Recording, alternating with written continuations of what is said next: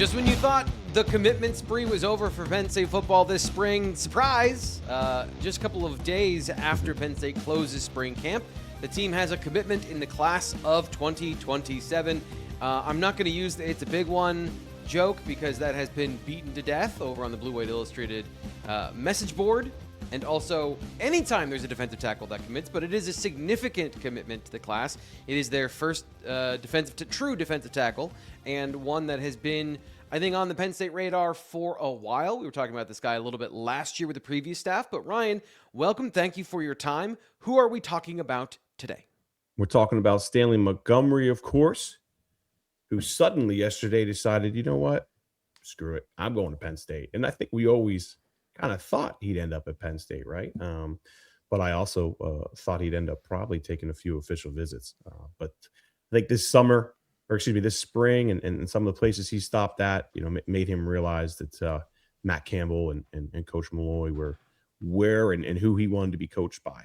Like I said, he went to Rutgers, A&M, Kentucky. I believe he may have went to Virginia as well. I know his top three was basically Kentucky, Virginia, Penn State. Penn State, of course, just hosted him back on April 18th, and that was a big visit for multiple reasons. I think seeing Malloy up close and how he interacts with his guys. Not going to say that was, the candle on top or whatever you want to say, but it kind of made it comfortable for him because I think the relationship was there. Just from talking to his coach and talking to Stanley, like when Matt Campbell kind of came down for that first visit in January 15th, actually, excuse me. That was a big kind of changing moment. He was technically still committed to Syracuse at the time.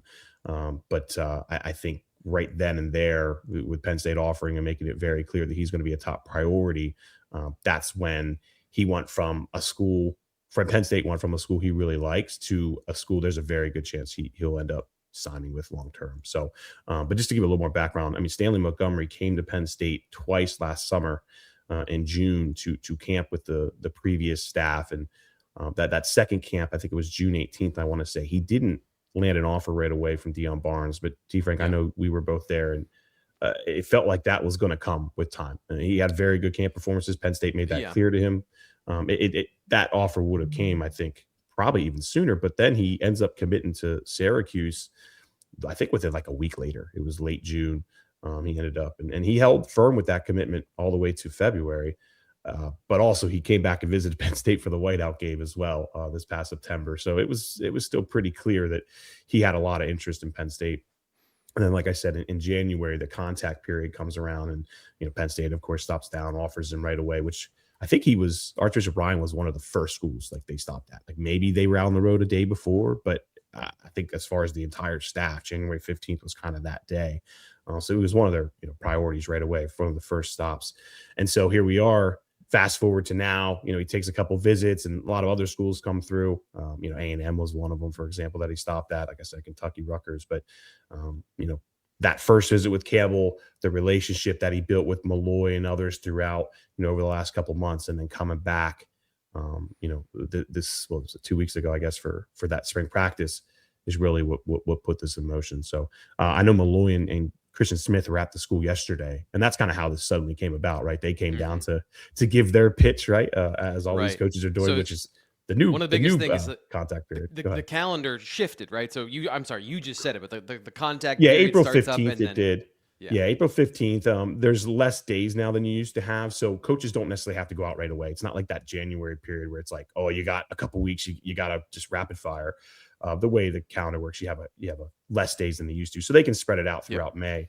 And so that was one of the first stops they made, and they come in to give their little speech yesterday and their reasoning for why Penn State, and Stanley said, "Hey, no big deal. Don't worry about that right now. I'm committing." So I know there was a big celebration yesterday at Archbishop Ryan with Malloy and all of his coaches, and Christian Smith was there as well. We'll get to his development as a football player here in just 1 second and get to the rankings and some of those things. But first, we got to hear from AJ Freedom Financial. In football and in finance, having a strong game plan makes all the difference. AJ Freedom Financial helps individuals build personalized financial strategies that align with their goals, timelines, and risk tolerance. From investment guidance and retirement planning to 401k rollovers, HSA assistance, and legacy and wealth strategies, AJ Freedom Financial offers thoughtful, one-on-one support backed by industry experience and a commitment to transparency. Whether you're starting to invest, planning for retirement, or you simply want a second look at your financial approach, AJ Freedom Financial is here to help you make informed, confident decisions. Schedule a no-obligation consultation today at www.ajffi.com. Call 866-383-6899 or email info@ajffi.com.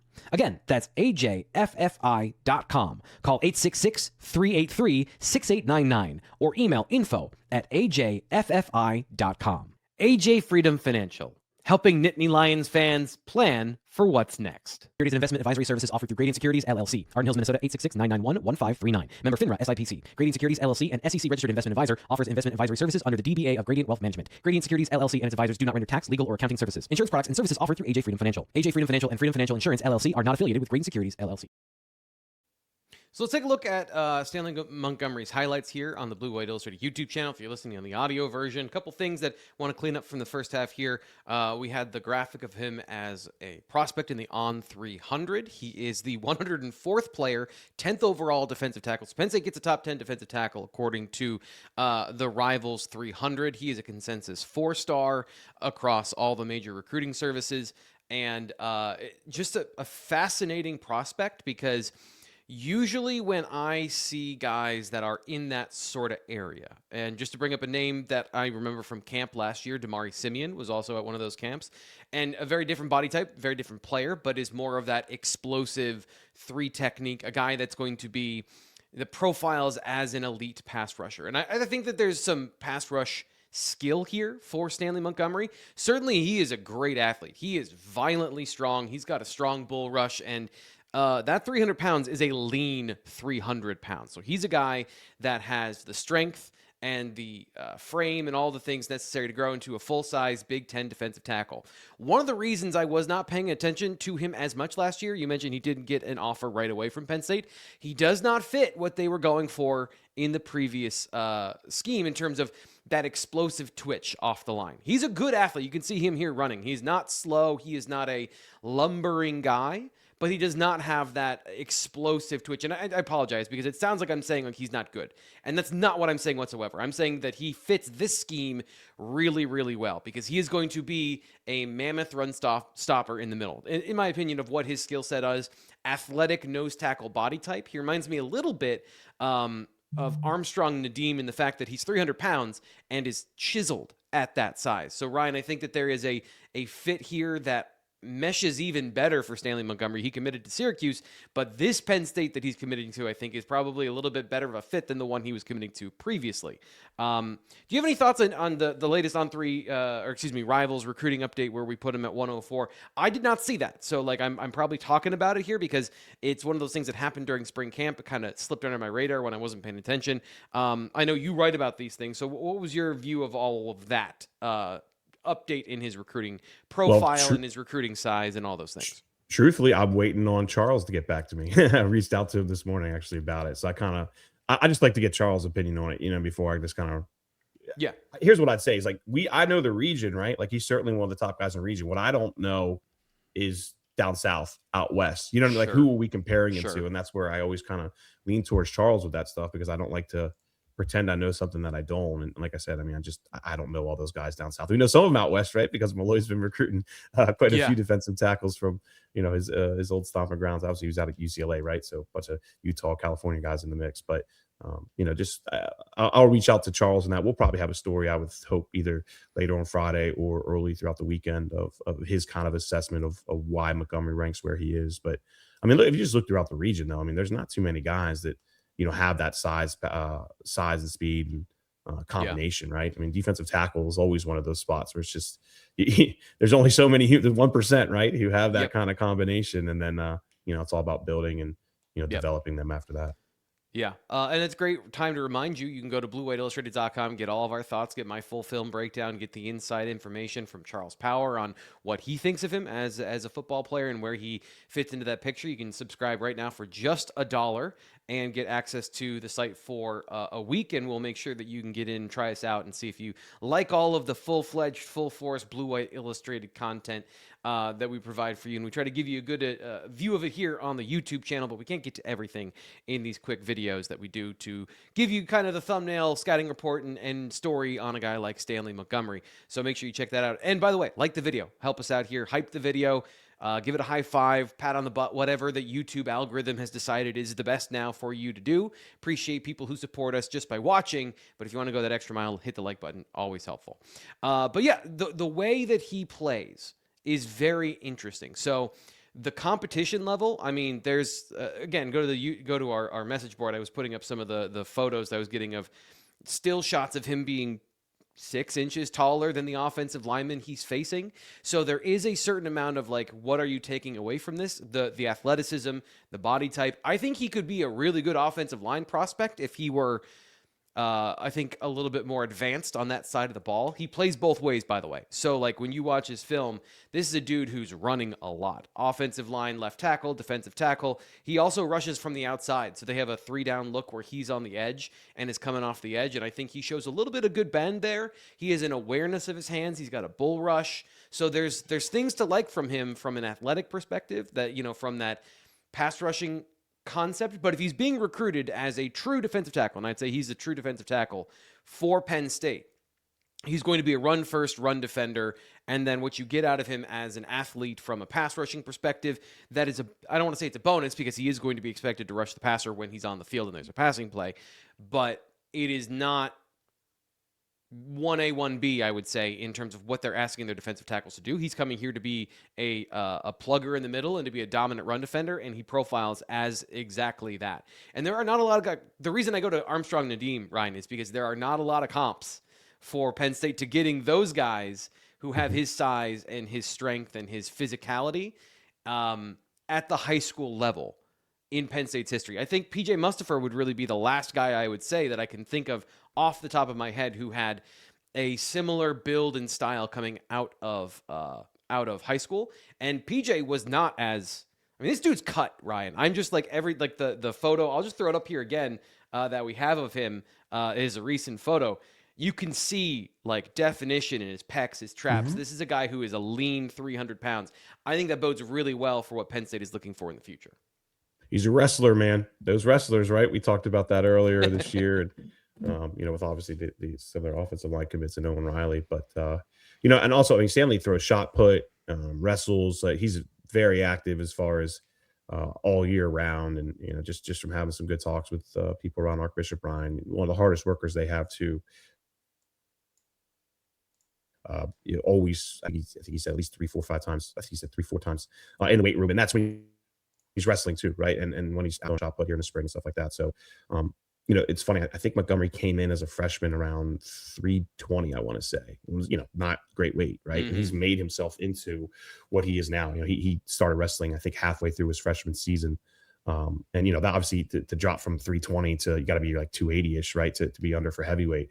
That's a big jump there for, what was he, probably 14 at the time, 15 maybe. It's a young age to commit yourself to losing that weight and getting in better shape. And I think that speaks really highly to his leadership qualities. And also, it's a big reason why he's going to end up probably being a 3-year captain at Archbishop Ryan, which you don't always see all the time either. As far as, junior, senior, but not, you don't always see sophomores as captains. So it speaks highly to not just his play on the field. Obviously he's probably the best player on their team, no doubt, but what you do off the field and your commitment and how you lead by example in a lot of ways. It shows the kind of player in person, and kudos to his family for that.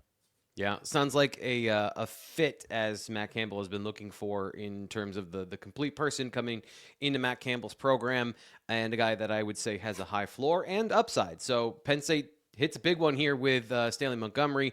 I think he was the highest rated player in the class at this point, so they are starting to pick off some of those important players on the list. We won't have time just now to look at the kind of going forward here when it comes to the next phase of what happens with Penn State recruiting, because a lot of this stuff is happening fast, and we spend a good amount of time here talking about Stanley Montgomery. It's funny, he's actually number 2, T-Frank, because Keyshawn Telfair is 99 and Montgomery's 100. So it's just kind of funny, like they're literally one spot apart. But yeah, basically. And this is, I will say, I know I just said I was just doing the wrap up, but this is the athlete that a couple years ago we were talking about. Penn State was struggling to get a Keyshawn Telfair or a Stanley Montgomery to commit to the class in 24 and 25 with the NIL and the surge and how those things had been working previously with the James Franklin staff and how they had missed on some of those top 100 to 150 guys. They would get a couple of those in a class, and now Matt Campbell has 2 of them here. So I think the narrative on him as a recruiter and this staff as a recruiter,